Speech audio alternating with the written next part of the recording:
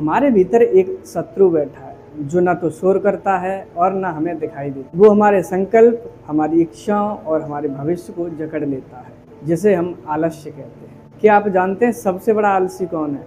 वो जो काम से भागता हो, या फिर वो जिसने जीवन से ही अपना मुख मोड़ लिया हो। एक समय की बात है, एक राज्य काफी समृद्ध था, लेकिन धीरे धीरे वहाँ के खेत बंजर होने लगे, घर ठंडे पड़ने लगे।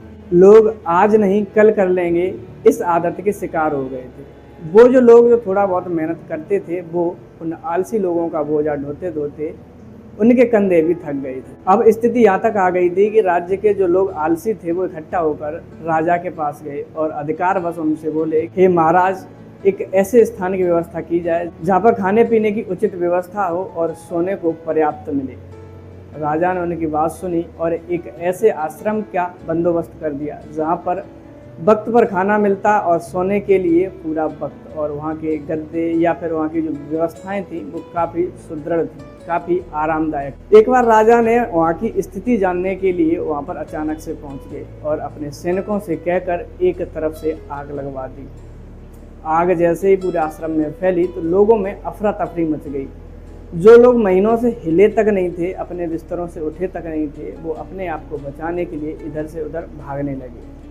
लेकिन उस आश्रम में दो लोग ऐसे भी थे जिन्हें कोई फर्क नहीं पड़ा। उन्हें ये तक नहीं पता था कि पूरे आश्रम में ये अफरा तफरी क्यों मच रही है, और न उन्होंने जानने की कोई कोशिश करी। जब आग की तपिश उनके बिल्कुल समीप तक पहुंच गई, उनमें से एक के बिल्कुल पीठ के पास पहुंची तो उसने दूसरे से कहा, देखो तो मेरी पीठ के पास में कुछ झुलसन सी महसूस हो रही है। इस पर दूसरे उसके सहपाठी जो उसके बिल्कुल पास में लेटा था, उसने कहा, कुछ नहीं, करवट बदल कर लेट जाओ, और कुछ नहीं है, जो होगा वो देखा जाएगा। ये सब राजा वहाँ पर खड़े होकर देख रहा था। राजा ने अपने सिपाही से बोलकर आग को बुझाने का आदेश दिया और कहा, इन दोनों को यहीं पर छोड़ दो, बाकी सबको यहाँ से ले चलते हैं।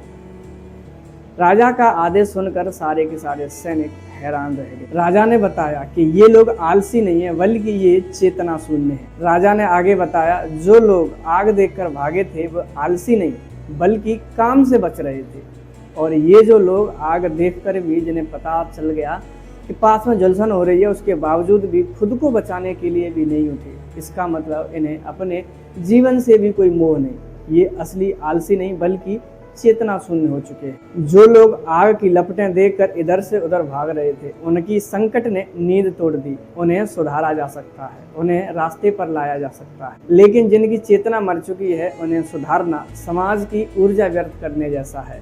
दोस्तों, ये कहानी हम सबसे पूछती है कि क्या आप भी अपने जीवन में किसी ऐसी घटना का इंतजार कर रहे हैं जिसमें आग लगने जैसा हो? दोस्तों, सबसे बड़ा आलसी वो नहीं है जिसने आलस्य को अपना स्वभाव मान लिया। अपनी आदतों को पहचानिए, क्योंकि आदतों को बदला जा सकता है और आलस्य पर विजय पाई जा सकती है।